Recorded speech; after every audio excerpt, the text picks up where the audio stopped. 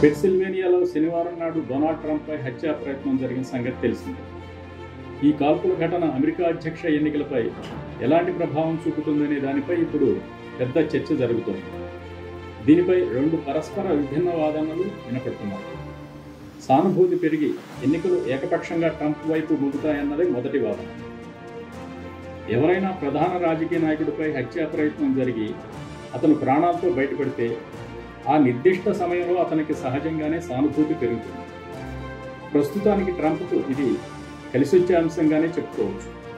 మరోవైపు ఈ పరిణామంతో ట్రంప్కు అమెరికా ప్రజల దృష్టిలో ఒక పోరాట యోధుడి ఇమేజ్ వస్తుందని అతని అభిమానులు, రిపబ్లికన్ పార్టీ అభిమానులు అంటున్నారు.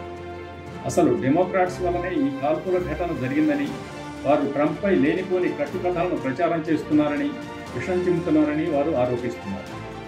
కాల్పుల ఘటన ట్రంప్ విజయావకాశాలపై ప్రభావం చూపే అవకాశాలు తక్కువని కూడా ఒక వాదన వినిపిస్తుంది. ఎన్నికలు జరిగేది నవంబర్ 5వ తేదీన కాబట్టి మధ్య ఉన్న ఈ 4.5 నెలలు చాలా ఎక్కువ కాలమని, ఈ మధ్యలో చాలా పరిణామాలు జరగవచ్చని అంటున్నారు. ఇటీవల పలు కేసుల్లో ట్రంప్ను దోషిగా తేలుస్తూ సుప్రీంకోర్టు ఇచ్చిన తీర్పులతో ఆయనపై జనంలో ఒక వ్యతిరేక భావం ఏర్పడిందని, కాల్పుల ఘటన ఆ వ్యతిరేకతను తగ్గించలేదనే వాదన వినిపిస్తోంది.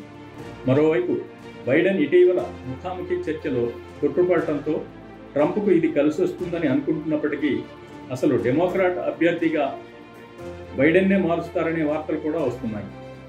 అదే జరిగితే ట్రంప్ విజయావకాశాలు తగ్గటం ఖాయం.